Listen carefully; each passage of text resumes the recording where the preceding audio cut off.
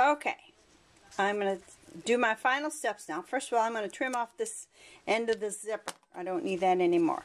And I've squared off my ends, measured down about 1.5 inches from the peak of this. I made like a little triangle, sewed across it so that now the bottom is going to be square.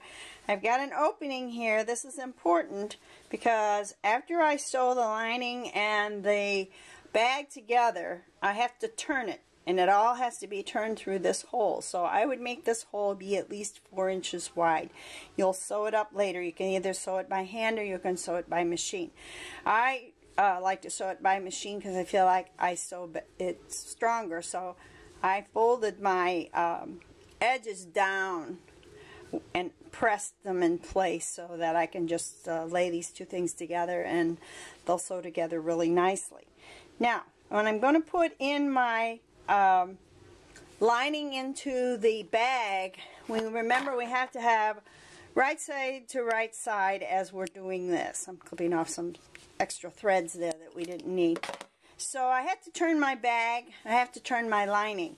My bag itself is going to be inside out like this, okay? And I've got my straps sewn on, and I've tucked them inside, and I've got my bottom edge squared off the same way I did for the lining. So if I look inside, I can kind of see what the purse is going to look like when I'm finished. This is going to be the outside, but I need to put my lining in there, but I need to put the right side of the lining to the right side of the bag. So in order to do that, I have to open the zipper all the way, as much far out as you can, and over here where the zipper ends is going to be a little bunched up, but it doesn't really matter because you're going to be pinning this in place and you're not going to be pinning anywhere near where that zipper is, okay? So I'm going to sit down and I'm going to pin this in place. I'm going to tuck this whole lining inside of the actual bag, and I'm going to match up my side seams, and I'm going to pin there. And then I'll match up my other side seam on this side and pin there. And then I'm going to pin across it to keep it flat and in place. It fits in there just perfect. And here's a little hint that if it doesn't fit in there just perfect, you can take a tuck near the handle, or you can take a tuck near the side, and you'll never be able to tell that there's a problem. Another thing that you might want to do when you're sewing this is you might want to go ahead and backstitch when you get to the place where the handles are attached, because that's the part of the whole tote bag, purse, whatever you want to call it, that's going to get the most pull to it when you have lots of stuff in it. That's going to be the weakest point, and you need to really strengthen it right there.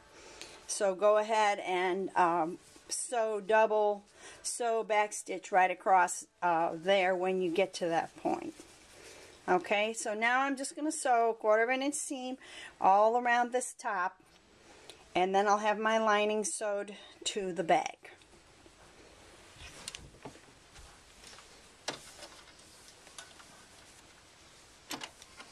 And I will be back stitching when I get to the handles. I can kind of feel where they're at, and I can see where they're at. I'm coming to one right now, so I'm going to back stitch on one side, and then I'm going to back stitch on the other side. Just make sure that we are strong there. I got my pins. Don't like to sew across pins. Coming to another strap, back stitch on both sides, and I back stitch when I attach these straps too, so that I made sure that I really have a strong connection point right there. It's just a little tiny thin, piece of cotton that the strap is. If you're using some other strapping, like if you used a real strong webbing or something like that, you might not have to worry so much, but I worry a little bit about these thin straps. But so far, I've been using mine as a purse for several weeks now, and I haven't had any problem. And I've had lots of people ask me, where did you get that? Yes, I made it. Oh, I want one. So they're very appealing to people, especially people who can't sew. I wonder if you could get something like that. Okay, now here comes the fun part, because we are going to have to turn this. First of all, I got to make sure I got all my pins out of there, and if I want to snip any threads, snip those threads off, because I'm not going to see any of this anymore. So I'm going to pull my lining out, and here's my little hole that all of this has to go through. You need to be very careful, because you can rip the lining if you pull too fast, or you try to put too much through there at once. Just kind of slowly work it through. You're pulling your whole lining and your whole outside of your bag with all the straps and the heavy quilting and all that kind of stuff is all coming through this little hole. So be real careful when you're doing it. Okay, I got it. To finish it off, I'm going to top stitch. This time I'm going to top stitch 2 times. I'm going to top stitch 1/4 of an inch, or thereabouts. It might be more like 3/8 of an inch from the top of the bag to secure the lining in place so that it doesn't roll up and roll out and you don't see it from the front. I've ironed this down so that it's staying nice and crisp as I'm doing this. This is pretty much not 1/4 of an inch. It's more like 3/8 of an inch away, just because I'm avoiding most of the bulk of the seam that's underneath it. Doesn't really matter.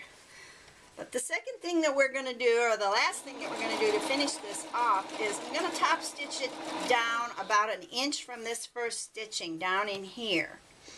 And that's so that the zipper doesn't ride up and get in a position so that you can see it from the outside. You want to keep it down in position down 1 or 2 inches below the top of the bag. So there, I finished with that first row of top stitching. Now I'm going to do another one. I'm going to eyeball this one again. I'm using pink thread in my bobbin so that it's won't be that visible on the back, which is actually going to be this pink part right here. And this will just keep it in place as you're using it, and keep it down inside the bag, and won't be popping up and out, and it'll just be easier for you to zip it also. Now I have made I think 3 or 4 of these little bags with zippers so far, and we've used them and we haven't had any problems with the zippers catching or rolling out or anything like that, being in the way. They've worked out really well. The one thing that you can do, if you can kind of see right here, if you feel like it's not easy to zip, you can do a little tack stitch, right? And here we are, all finished with our pretty little springy purse. We've got it so that the zipper can be opened and closed. Close it for keeping your valuables, opening it for getting to your things. A little pocket here, you can put your cell phone in there or change or whatever. And hopefully you will enjoy making your totes, your tote purses. I enjoy making them and hope you do too. And this has been a lot.